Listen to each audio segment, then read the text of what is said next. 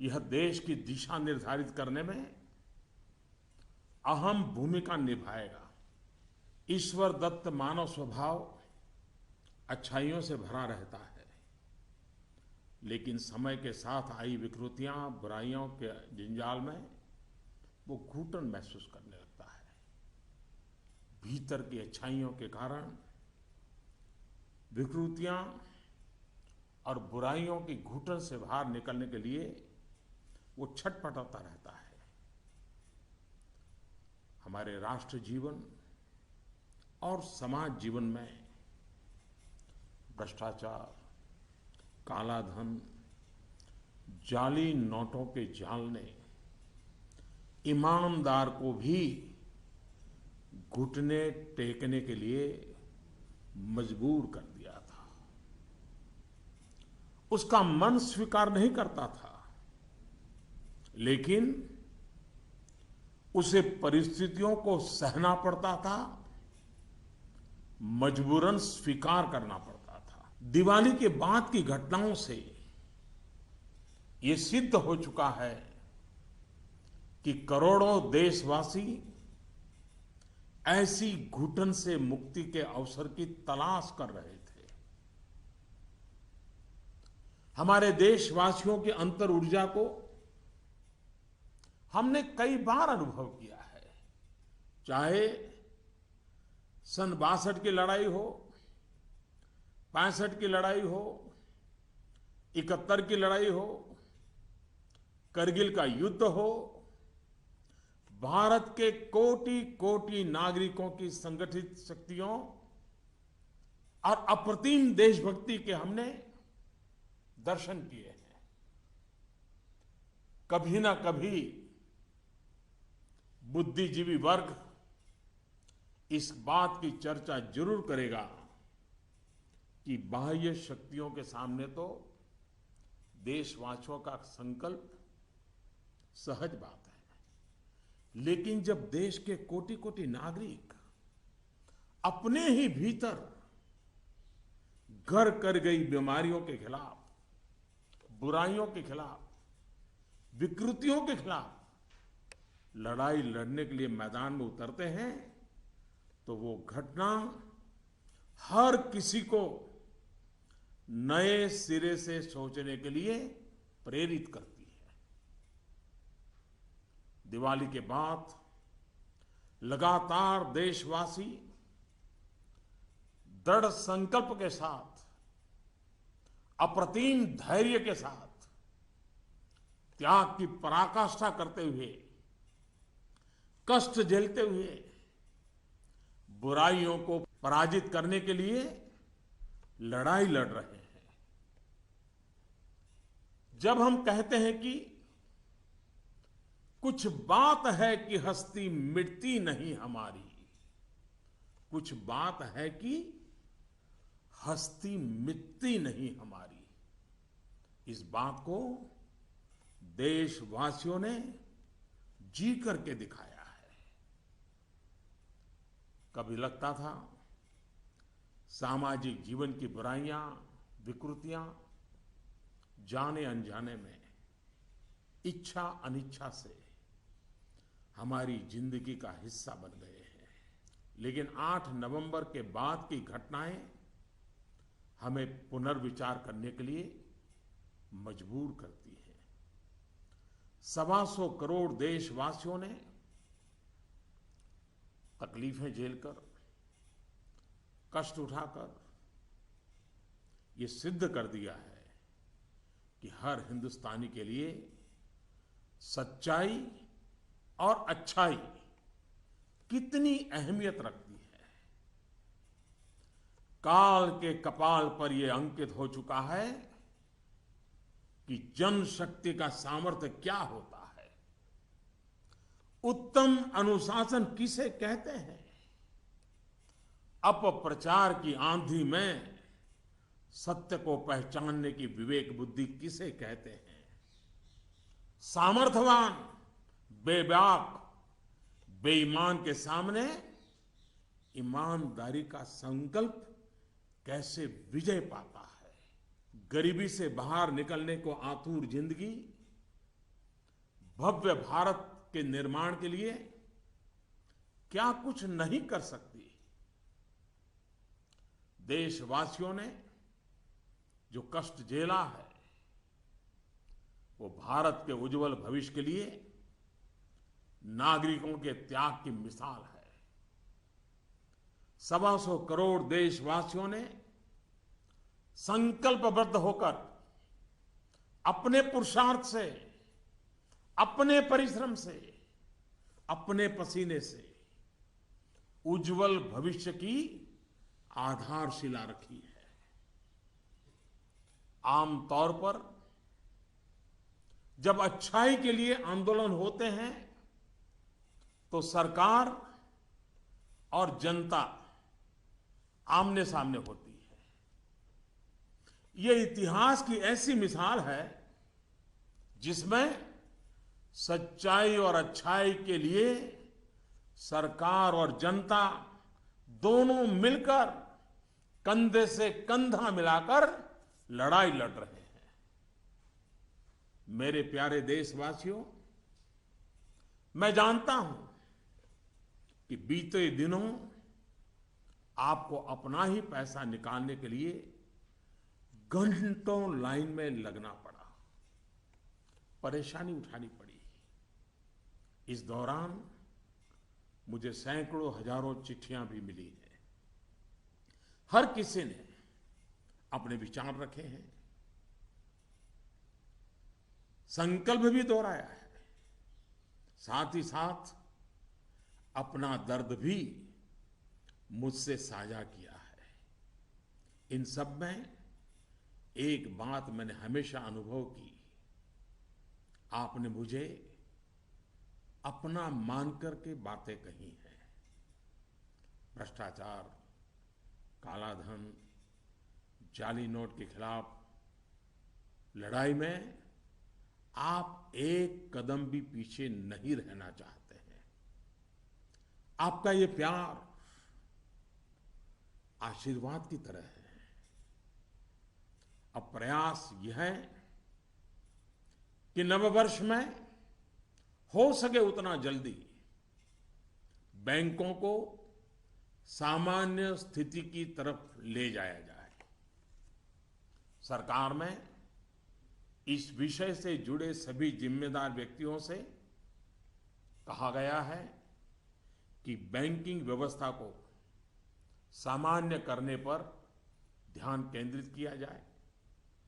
विशेषकर ग्रामीण इलाकों में, दूर दराज वाले इलाकों में प्रोएक्टिव होकर के हर छोटी से छोटी कमी को दूर किया जाए ताकि गांव के नागरिकों की,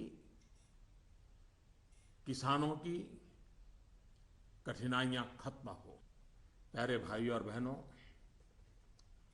हिंदुस्तान ने जो करके दिखाया है, ऐसा विश्व में तुलना करने के लिए कोई उदाहरण नहीं है। बीते कुछ वर्षों में 1000 और 500 के नोट सामान्य प्रचलन में कम और पैरेलल इकोनॉमी में ज्यादा चल रहे थे। हमारी समकक्ष जो अर्थव्यवस्था वाले देशों में भी इतना कैश नहीं होता जितना हमारे यहां पहाड़ के पहाड़ हो गए। हमारी अर्थव्यवस्था में बेतहाशा बढ़े हुए नोट महंगाई बढ़ा रहे थे, काला बाजारी बढ़ा रहे थे, देश के गरीब से उसका अधिकार छीन रहे थे। अर्थव्यवस्था में कैश का अभाव, नगद का अभाव तकलीफदेह है। तो हम ये भी न भूले, कैश का प्रभाव, नगद का प्रभाव और अधिक तकलीफदेह होता है। हमारा ये प्रयास है कि इसका संतुलन बना रहे। एक बात में सभी अर्थशास्त्रियों की सहमति है कि कैश अथवा नगद अगर अर्थव्यवस्था से बाहर होते हैं तो विपत्ति है, वही कैश या नकद अगर अर्थव्यवस्था की मुख्य धारा में हो तो विकास का साधन बनता है। इन दिनों करोड़ों देशवासियों ने जिस धैर्य, अनुशासन और संकल्प शक्ति के दर्शन कराए हैं, अगर आज लाल बहादुर शास्त्री होते, जयप्रकाश नारायण होते, राम मनोहर लोहिया होते, कामराज जी होते, तो अवश्य देशवासियों को भरपूर आशीर्वाद देते।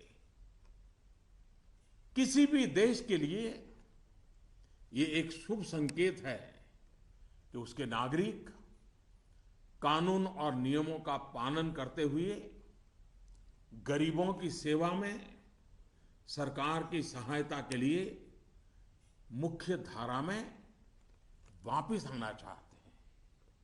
इन दिनों इतने अच्छे अच्छे उदाहरण सामने आए हैं जिसका वर्णन करने में हफ्तों बीत जाए।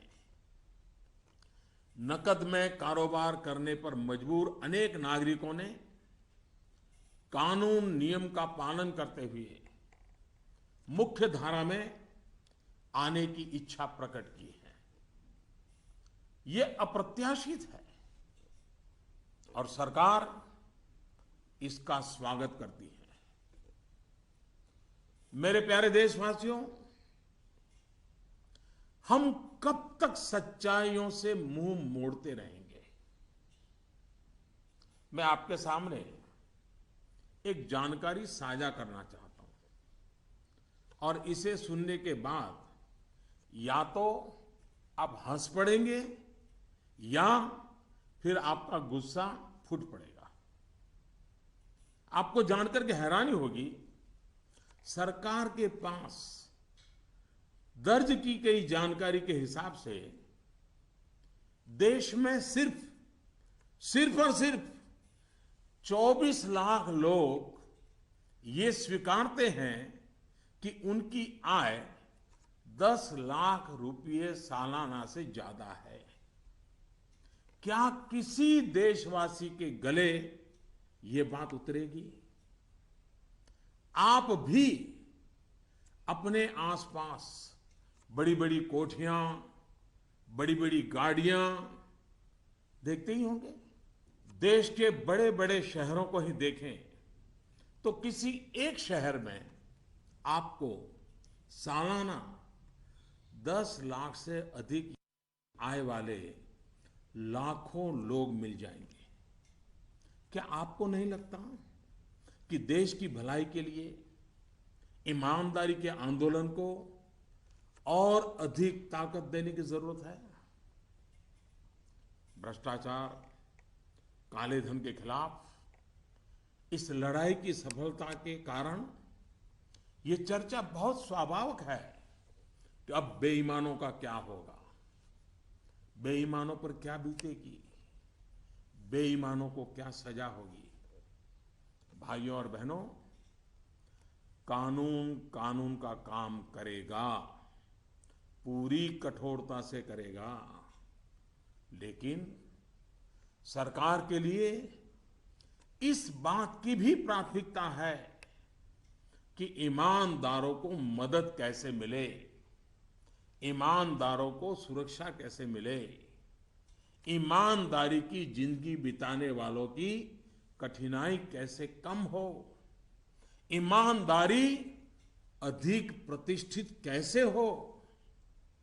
ये सरकार सज्जनों की मित्र है और दुर्जनों को सज्जनता के रास्ते पर लौटाने के लिए उपयुक्त वातावरण को तैयार करने के पक्ष में है।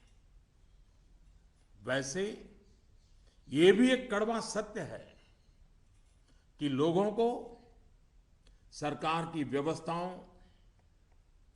कुछ सरकारी अफसरों और लाल फीताशाही से जुड़े कटु अनुभव होते रहते हैं। इस कटु सत्य को नकारा नहीं जा सकता।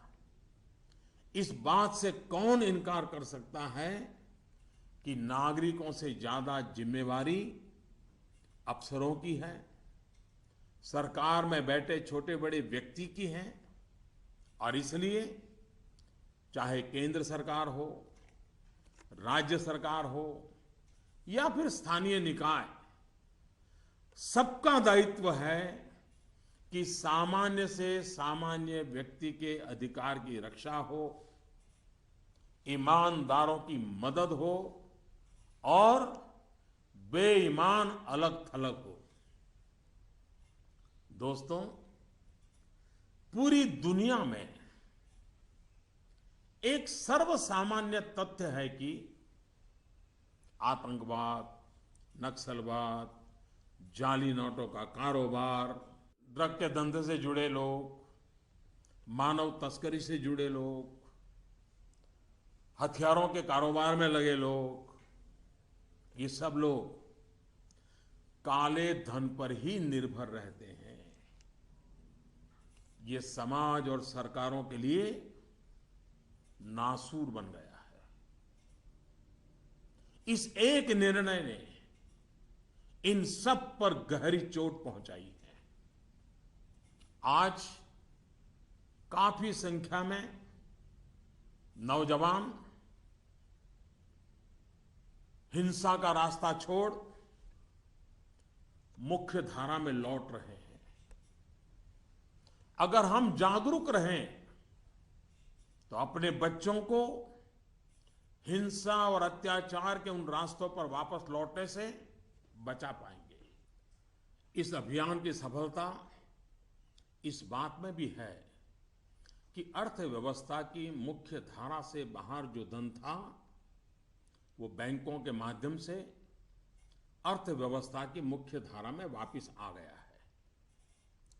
पिछले कुछ दिनों की घटनाओं से ये सिद्ध हो चुका है कि चालाकी के रास्ते खोजने वाले बेईमान लोगों के लिए आगे के रास्ते बंद हो चुके हैं।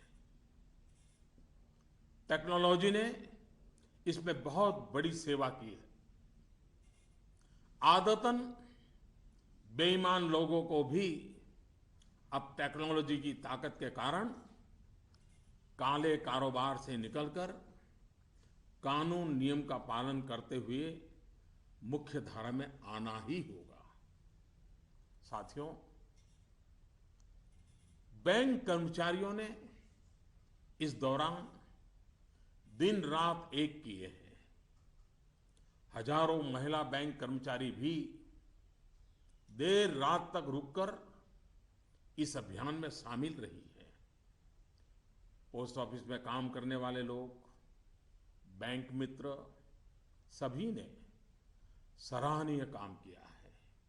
हाँ, आपके इस भगीरथ प्रयास के बीच कुछ बैंकों में कुछ लोगों के गंभीर अपराध भी सामने आए हैं।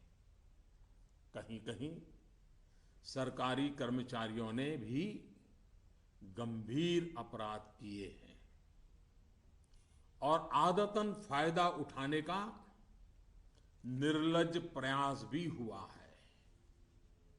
इन्हें बख्शा नहीं जाएगा। भाइयों बहनों, देश के बैंकिंग सिस्टम के लिए एक स्वर्णिम अवसर है। इस ऐतिहासिक अवसर पर मैं देश के सभी बैंकों से आग्रहपूर्वक एक बात कहना चाहता हूं। इतिहास गवाह है कि हिंदुस्तान की बैंकों के पास एक साथ इतनी बड़ी मात्रा में, इतने कम समय में धन का भंडार पहले कभी नहीं आया था। बैंकों की स्वतंत्रता का आदर करते हुए मेरा आग्रह है कि बैंक अपनी परंपरागत प्राथमिकताओं से बाहर निकलकर अब देश के गरीब, निम्न मध्यम वर्ग और मध्यम वर्ग को केंद्र में रखकर अपने कार्य का आयोजन करें। आज पूरा हिंदुस्तान जब पंडित दीनदयाल उपाध्याय की जन्म शताब्दी वर्ष को गरीब कल्याण वर्ष के रूप में मना रहा है, तब बैंक भी लोकहित के, गरीब कल्याण के इस अवसर को हाथ से न जाने दे। हो सके उतना जल्दी लोकहित में उचित निर्णय करें और उचित कदम उठाएं। जब निश्चित लक्ष्य के साथ नीति बनती है, योजनाएं बनती हैं, तो लाभार्थी का सशक्तिकरण तो होता ही है, साथ साथ इसके तात्कालिक और दूरगामी फल भी अवश्य मिलते हैं। पाई पाई पर बारीक नजर रहती है और इससे अच्छे परिणामों की संभावना भी पक्की होती है। गांव, गरीब, किसान, दलित, पीड़ित, शोषित, वंचित और हमारी महिलाएं जितनी सशक्त होगी, आर्थिक रूप से अपने पैरों पर खड़ी होगी, देश उतना ही मजबूत बनेगा और विकास भी उतना ही तेज होगा।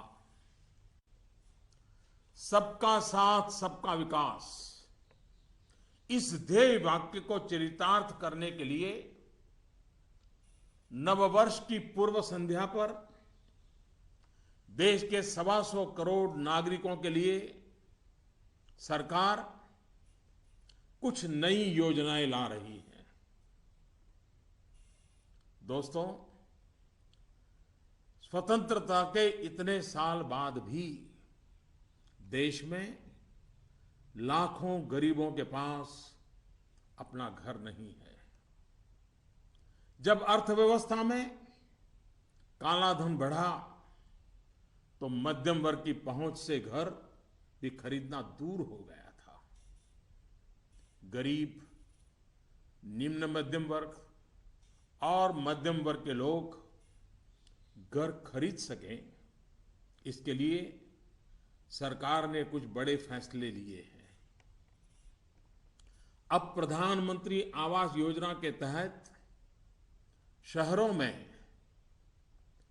इस वर्ग को नए घर देने के लिए 2 नई स्कीमें बनाई गई हैं। इसके तहत 2017 में घर बनाने के लिए 9 लाख रुपए तक के कर्ज पर ब्याज में 4% की छूट और 12 लाख रुपए तक के कर्ज पर ब्याज में 3% की छूट दी जाएगी। सरकार ने प्रधानमंत्री आवास योजना के तहत गांवों में बनने वाले घरों की संख्या को बढ़ा दिया है। यानी जितने घर पहले बनने वाले थे उससे 33% ज्यादा घर बनाए जाएंगे। गांवों के निम्न मध्यम वर्ग और मध्यम वर्ग के लोगों की जरूरतों को ध्यान में रखते हम एक नई योजना शुरू करने जा रहे हैं।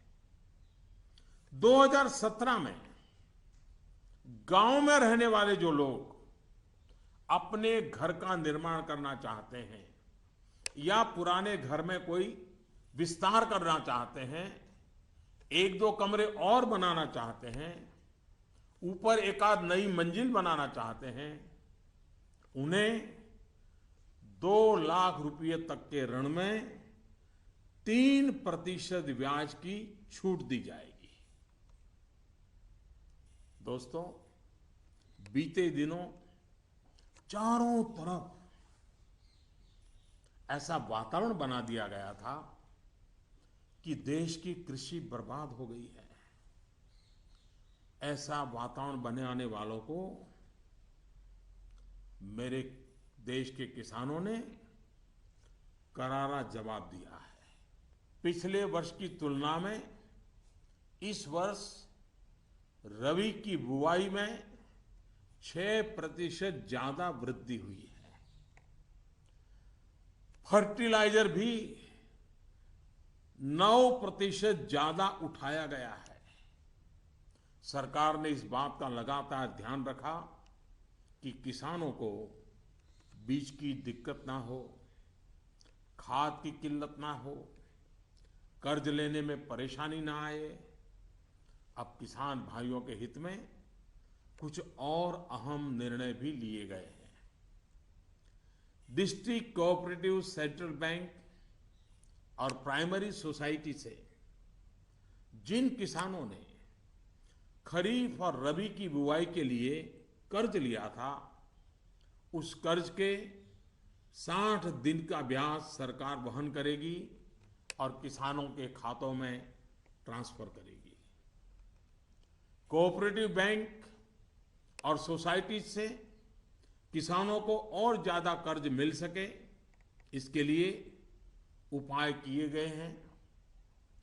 नाबार्ड ने पिछले महीने 21,000 करोड़ रुपए की व्यवस्था की थी। अब सरकार इसे लगभग 2 गुना करते हुए इसमें 20,000 करोड़ रुपए और जोड़ रही है। इस रकम को नाबार्ड कोऑपरेटिव बैंक और सोसाइटीज को कम ब्याज पर देगा और इससे नाबार्ड को जो आर्थिक नुकसान होगा उसे भी सरकार वहन करेगी। सरकार ने यह भी तय किया है कि अगले 3 महीने में 3 करोड़ किसान क्रेडिट कार्डों को रुपे कार्ड में बदला जाएगा। किसान क्रेडिट कार्ड में एक कमी यह थी कि पैसे निकालने के लिए बैंक जाना पड़ता था।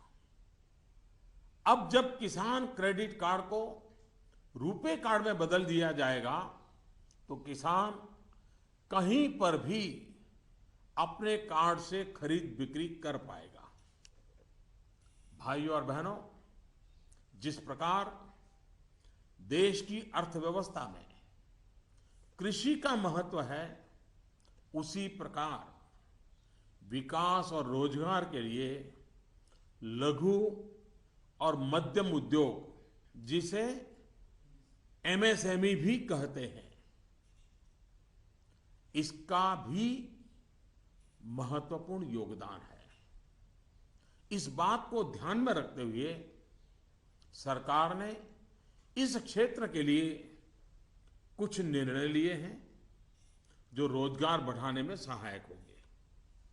सरकार ने तय किया है कि छोटे कारोबारियों के लिए क्रेडिट गारंटी 1 करोड़ रुपए से बढ़ाकर 2 करोड़ रुपया करेगी। भारत सरकार एक ट्रस्ट के माध्यम से बैंकों को ये गारंटी देती है कि आप छोटे व्यापारियों को लोन दीजिए, गारंटी हम लेते हैं। अब तक यह नियम था कि 1 करोड़ रुपए तक के लोन को कवर किया जाता था। अब 2 करोड़ रुपए तक का लोन क्रेडिट गारंटी से कवर होगा। एनबीएफसी यानी कि नॉन बैंकिंग फाइनेंशियल कंपनी से दिया गया लोन भी इसमें कवर होगा। सरकार के इस फैसले से छोटे दुकानदार, छोटे उद्योगों को ज्यादा कर्ज मिलेगा। गारंटी का खर्च केंद्र सरकार द्वारा वहन करने के कारण इन पर ब्याज दर भी कम होगी। सरकार ने बैंकों को ये भी कहा है कि छोटे उद्योगों के लिए कैश क्रेडिट लिमिट को 20% से बढ़ाकर 25% करें। इसके अलावा डिजिटल माध्यम से हुए ट्रांजैक्शन पर वर्किंग कैपिटल लोन 20% से बढ़ाकर 30% तक करने को कहा गया है। नवंबर में इस सेक्टर से जुड़े बहुत से लोगों ने कैश डिपॉजिट किया है। बैंकों को कहा गया है कि वर्किंग कैपिटल तय करते वक्त इस बात का भी संज्ञान लिया जाए। कुछ दिन पहले ही सरकार ने छोटे कारोबारियों को टैक्स में बहुत बड़ी राहत देने का भी निश्चय किया था। जो कारोबारी साल में 2 करोड़ रुपए तक का व्यापार करते हैं, उनके टैक्स की गणना 8% आय को मानकर की जाती थी। अब ऐसे व्यापारी के डिजिटल लेन देन पर टैक्स की गणना 6% आय मानकर के की जाएगी। इस तरह उनका टैक्स काफी कम हो जाएगा।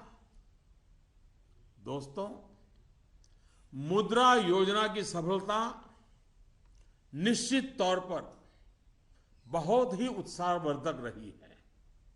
पिछले साल करीब करीब 3.5 करोड़ लोगों ने इसका फायदा उठाया है।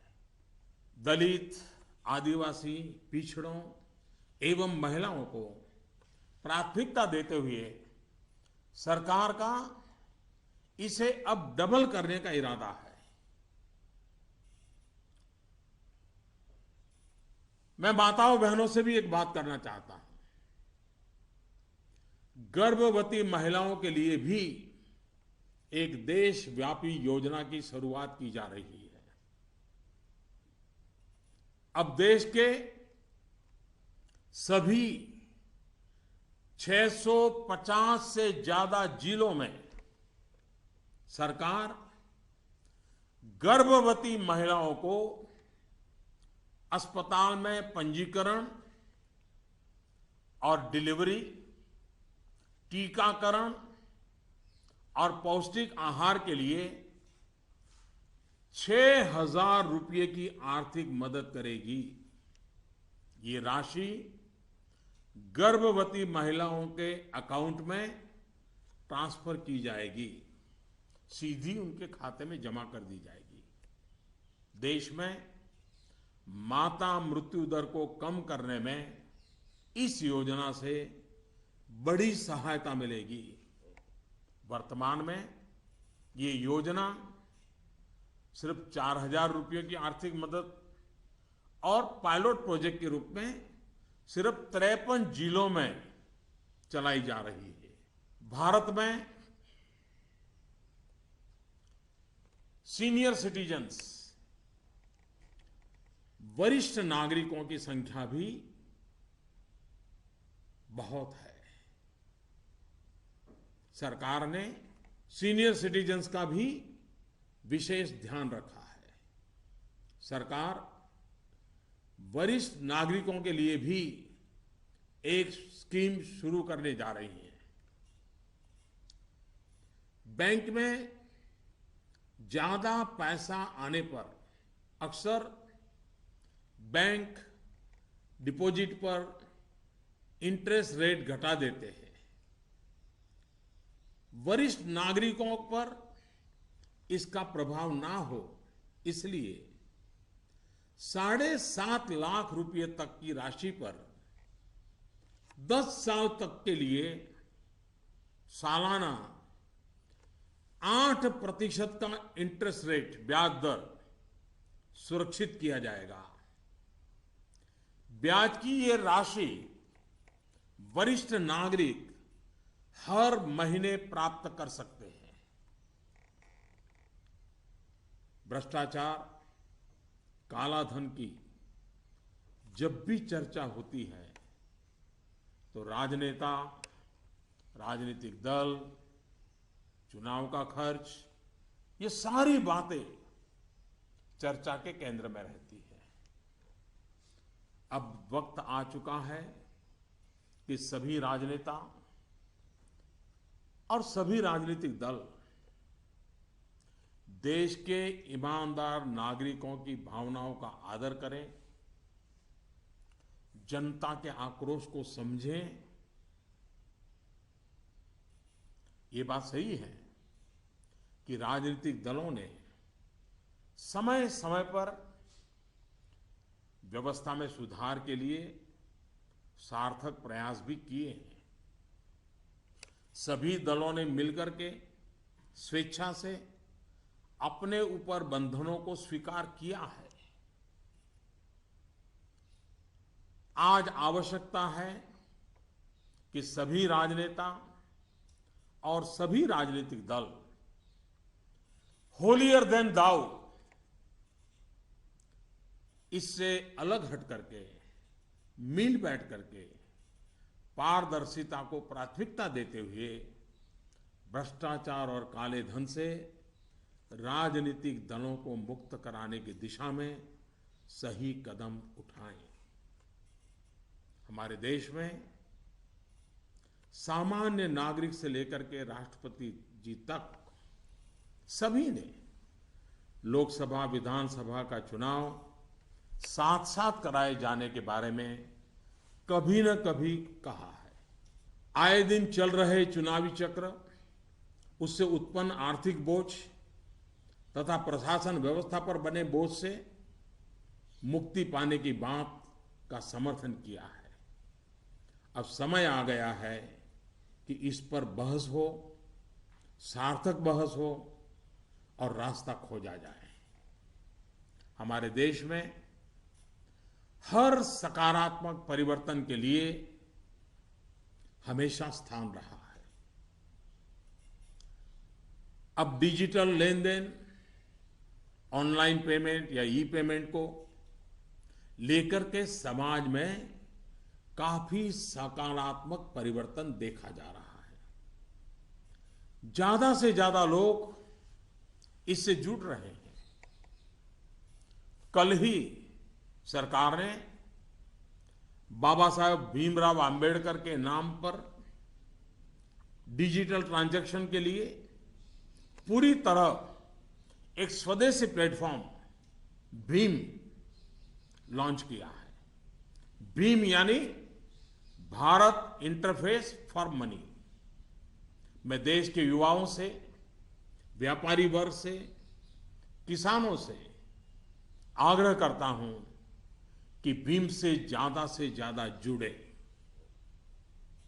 साथियों, दिवाली के बाद जो घटनाक्रम रहा, निर्णय हुए, नीतियां बनी, इनका मूल्यांकन अर्थशास्त्री तो करेंगे ही, लेकिन अच्छा होगा कि देश के समाजशास्त्री, इतिहासविद भी इस पूरे घटनाक्रम, निर्णय और नीतियों का मूल्यांकन करें।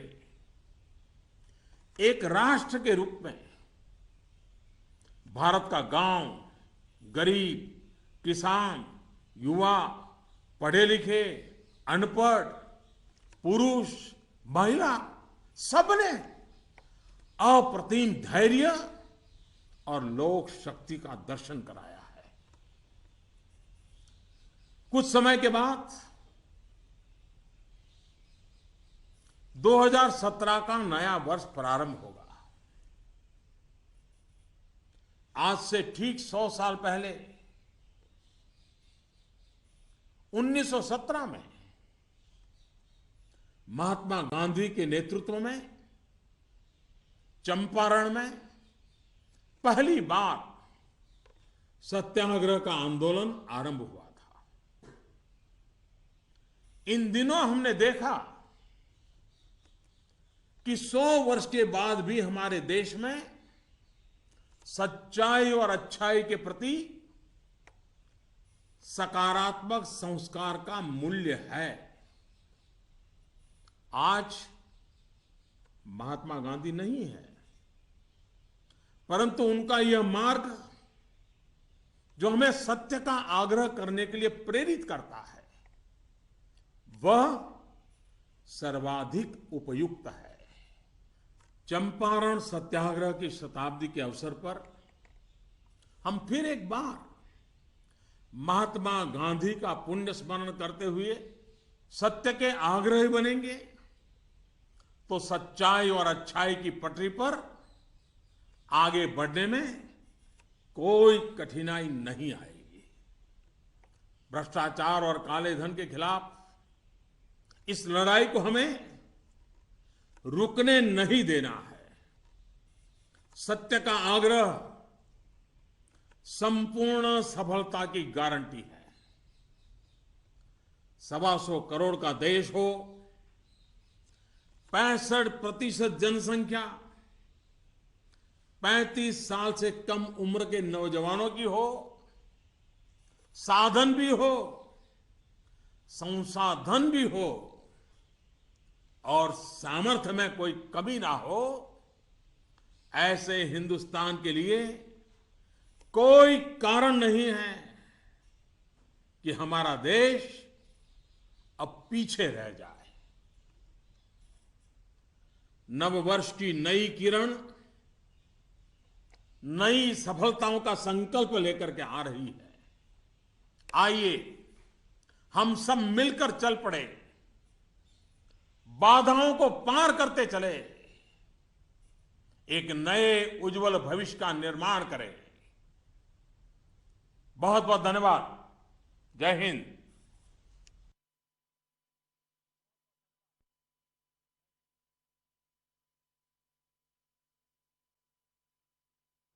My fellow citizens,